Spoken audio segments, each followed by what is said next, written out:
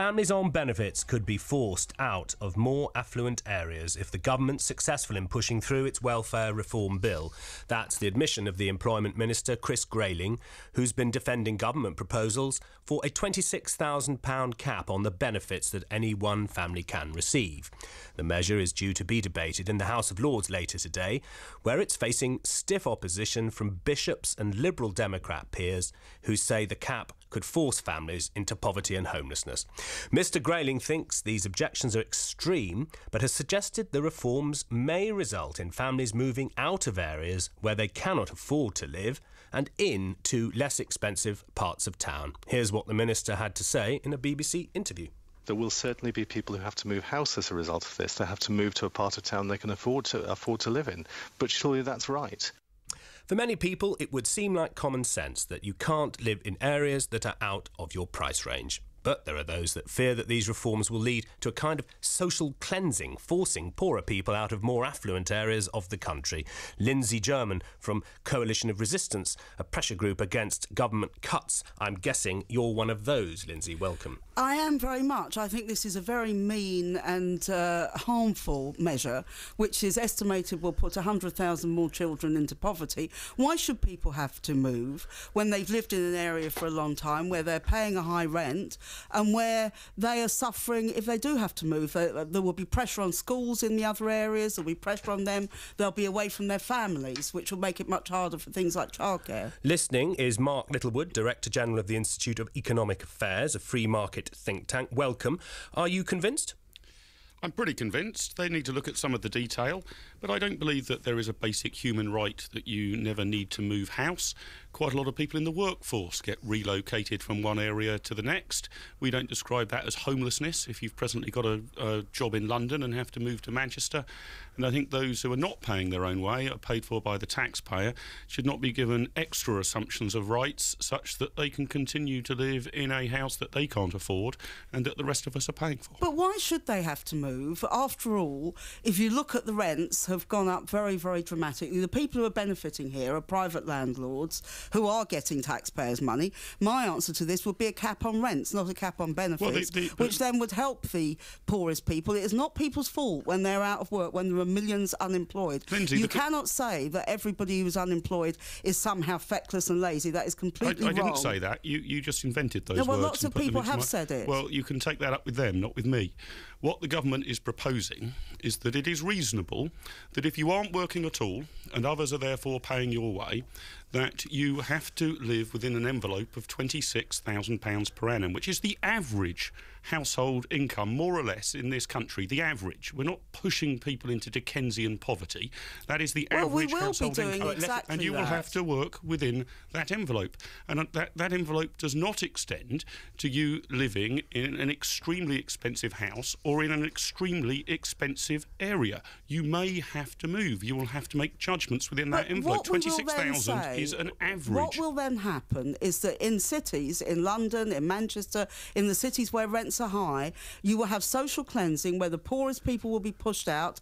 The only people who will afford to live in the city centres will be the rich. That is a very, very harmful development. That's not It will social. have all sorts of ramifications. Lindsey, That's not social cleansing. Mark, why is it not a form of social cleansing if you have two houses, one poor, one wealthier, and the poor people move because of a government decision? Why is that not a form of social cleansing? Well, I think the wording of that is just so extreme. It suggests some sort of ethnic cleansing or Holocaust. I mean, we have in, say, London at the moment, and this will be true of our largest cities, a massive range of different affordability of houses. I mean, I would love to live in a big house in Chelsea. I can't afford it.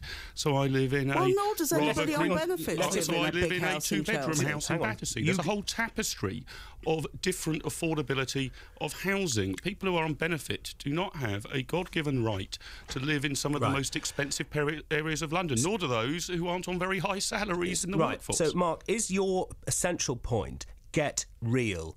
In other words, you're not doing anything to someone on benefits that isn't already happening to working people who earn their own money. Pretty much. I'm not saying that £26,000 a year allows you a life of luxury.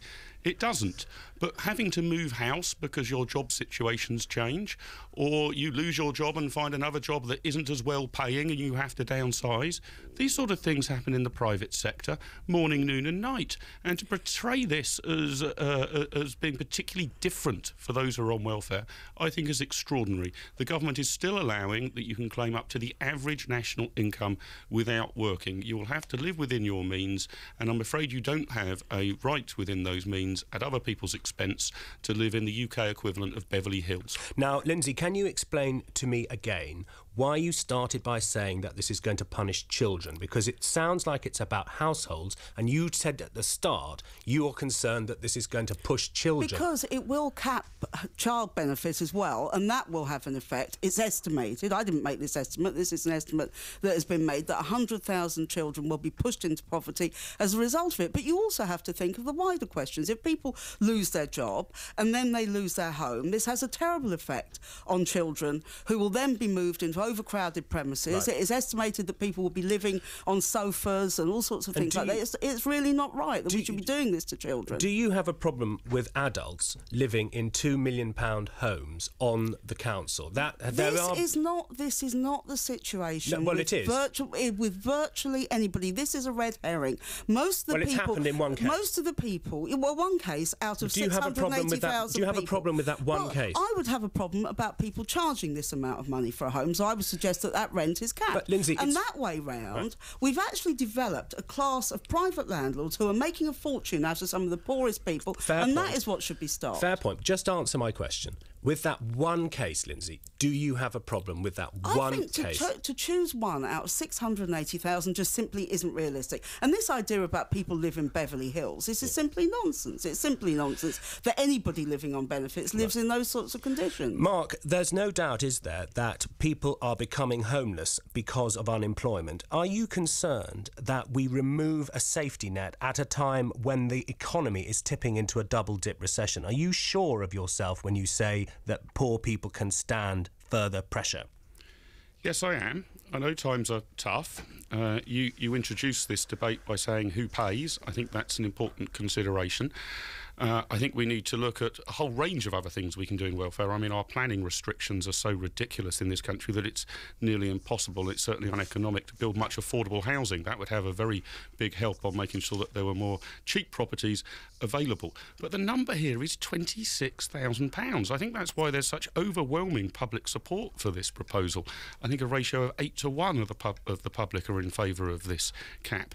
And I'm assuming that from what Lindsey says, she is in favour of some cap, just not 26k. Well, She'd be okay if it was 50k or 100k or something. But Lindsey, some cap surely needs to be brought in. So we're only arguing about what that cap should be if you're not earning your own just way. About that. I'm against a cap. I'm against penalising the poorest people in society. I get absolutely fed up with people who have a great deal of money, including the politicians, telling everybody how easy it is to live if you're poor. It's extremely difficult. We are going to build up so many social problems for the future as a result of this policy. Thank you both for explaining why you feel so strongly about this. Now, I want to know what you make of the arguments. It's pretty plain that something's got to give, but will it be the poor?